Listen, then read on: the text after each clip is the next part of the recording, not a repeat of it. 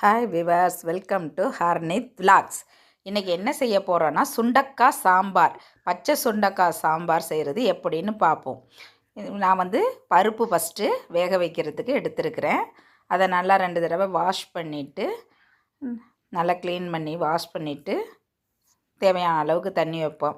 நாங்கள் 4 பேருக்கு சமைக்கிறதுனால ஒரு அரை சுண்டு துவரம்பருப்பு எடுத்திருக்கேன். அரை சுண்டுங்கிறது 100லேருந்து கொஞ்சம் கூட இருக்கும், அவ்வளோதான். அந்த சுண்டக்காய் மட்டும் போட்டு வைக்க மாட்டேன். முருங்கைக்காய், ஒரு கத்திரிக்காய், மாங்காய் எல்லாமே சேர்த்து போட்டு வைக்கும்போது அது ஒரு டேஸ்ட் நல்லாவே இருக்கும். அதனால் நான் ஃபஸ்ட்டு பருப்பை வேக வைக்க போகிறேன். அந்த பருப்புக்கு தேவையான அளவுக்கு தண்ணீர் ஒரு 2 கிளாஸ் ஊற்றிடுவோம்.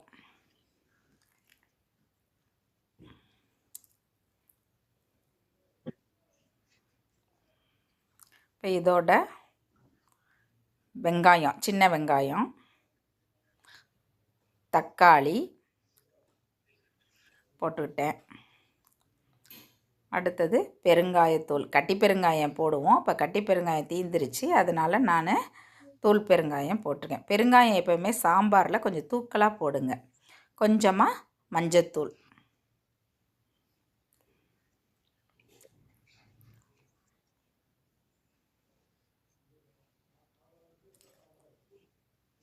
அடுத்தபடியாக கொஞ்சம் எண்ணெய் ஊற்றணும் அப்படின்னு சொன்னால் பருப்பு ரொம்ப பொங்கி வெளியெல்லாம் வராது.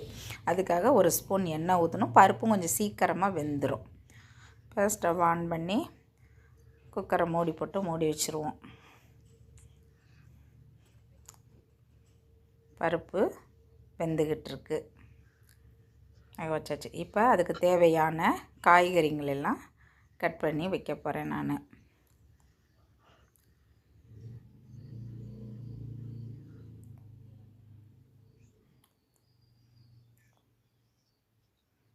பாருங்கள், காய்கறிங்கள்லாம் சுண்டக்காய், முருங்கைக்காய், கருவேப்பிலை, மல்லி இலை. சுண்டைக்காயை தனியாக தண்ணியில் கட் பண்ணி போடணும். இங்கே கத்திரிக்காய், மாங்காய் இதெல்லாம் தண்ணியில் போடணும். ஏன்னா இதிலெல்லாம் ஒரு மாதிரி கலர் ஆகும். தண்ணியில் போட்டு வச்சோம் அப்படின்னு சொன்னாக்கா கலர் மாறாது, நல்லாவும் இருக்கும் டேஸ்ட்டு.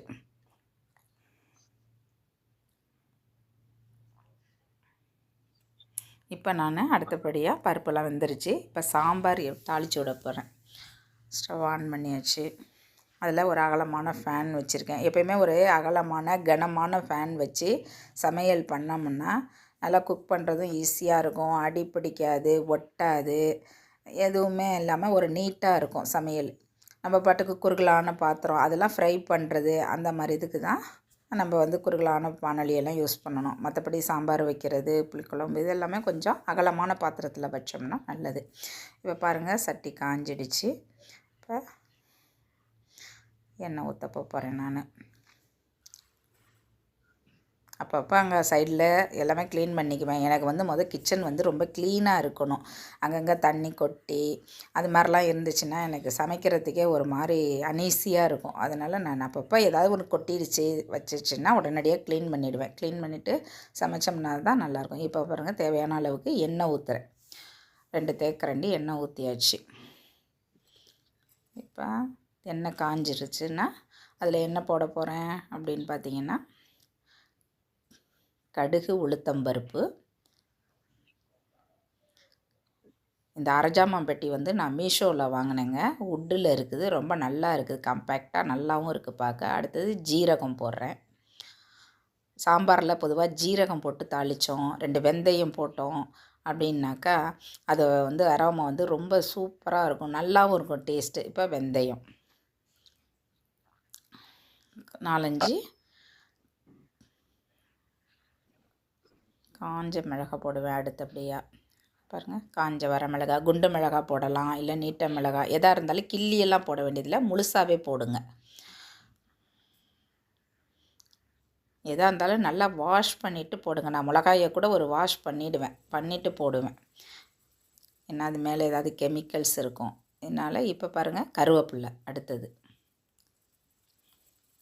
இப்போ போட்டு ஒரு வணக்கி விடுறேன். ஏன்னா வெங்காயம், தக்காளி எல்லாம் நான் இதில் போடலை, பருப்பில் போட்டுட்டதுனால இதில் போட தேவை கிடையாது. தேவையான அளவுக்கு எல்லாம் இதில் போட்டாச்சு. இப்போ அடுத்தது முருங்கைக்காவை போடுறேன். இதில் ஒரு ஸ்பெஷல் என்னென்னா, இன்றைக்கி நான் சமைச்சிருக்க காய்கறிகள் எல்லாமே எங்களோட வீட்டு தோட்டங்களில் விளைஞ்சது தான். முருங்கைக்காய் ஒரு சின்ன பக்கெட்டில் நான் ஒரு செடி வச்சுருந்தேன், அது அழகாக 2 காய் காய்ச்சிருக்கு. சுண்டைக்காய் பக்கத்தில் காய்ச்சி கொடுத்தாங்க என் ஃப்ரெண்டு, அதோடதும் காய். அடுத்தது மாங்காய் எங்கள் ரிலேட்டிவ் வீட்டிலேருந்து வந்துருந்துச்சு. இப்போ காய் காய்ச்சிருக்கு. அதனால் கத்திரிக்காய் மட்டும்தாங்க கடையில் வாங்கினது, மற்ற எல்லாமே நாங்கள் வீட்டு தோட்டத்துலேருந்து பறித்தது தான். இப்போ எல்லா காயும் போட்டாச்சு. கத்திரிக்காய், முருங்கைக்காய், சுண்டைக்காய் 3ம் சேர்த்தாச்சு. சும்மா கொஞ்சம் ஜஸ்ட்டு ஒரு 2 மினிட்ஸ் அப்படி வதங்கினதுக்கப்புறம் இப்படி பரட்டி விடணும். பரட்டி விட்டுட்டு ஒரு மாதிரி அந்த தண்ணி, காயில் இருக்கிற தண்ணி எல்லாம், அந்த ஈரமெல்லாம் கொஞ்சம் சுறுசுறுன்னு கொஞ்சம் அடங்கினதுக்கப்புறம் இந்த சாம்பாருக்கு தேவையான அளவுக்கு தண்ணி. பொதுவாக சாம்பாரில் பருப்பை நிறையா போட்டு வச்சிங்கன்னா மண் மாதிரி இருக்கும். அதனால் தேவையான அளவு போடணும். நிறைய பருப்பு போட்டு அது வேஸ்ட் பண்ணால் குழம்பு திக்காக இருக்கும். அடுத்த நேரம் சூடு பண்ணுறோம் அப்படின்னாக்கா அது ரொம்ப கிரேவி மாதிரி ஆகிடும். அதனால் சாம்பாரை பொறுத்த வரைக்கும் பருப்பு கம்மியாக தான் யூஸ் பண்ணணும். எவ்வளோ தேவையோ அவ்வளவு. நிறைய பேருக்கு வச்சோம்னா அதுக்கேற்ற மாதிரி, கொஞ்சம் பேருக்கு வச்சோம்னா கம்மியாக. இப்போ நாங்கள் 4 பேர் அப்படிங்கிறதுனால ஒரு 100 பருப்பு தான் வேக வச்சுருக்கேன். போதும், ஒரு நேரம் சாம்பாருக்கு அது போதுமானது. இப்போ அதில் உப்பு போட்டாச்சு.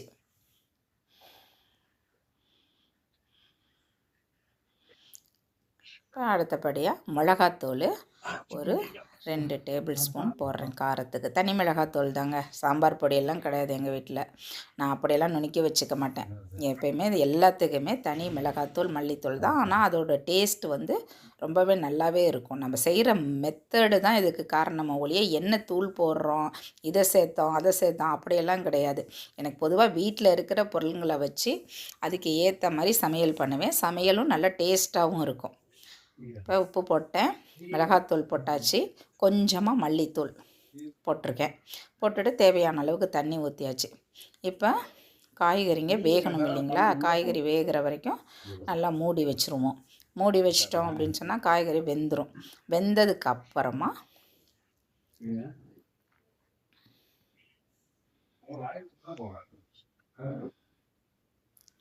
நல்ல குழம்பு கொதிச்சிட்ருக்குது, நல்லா மணமாக இருக்குதுங்க. இப்போ பாருங்கள், குழம்ப திறந்து பார்த்துருக்குறேன்.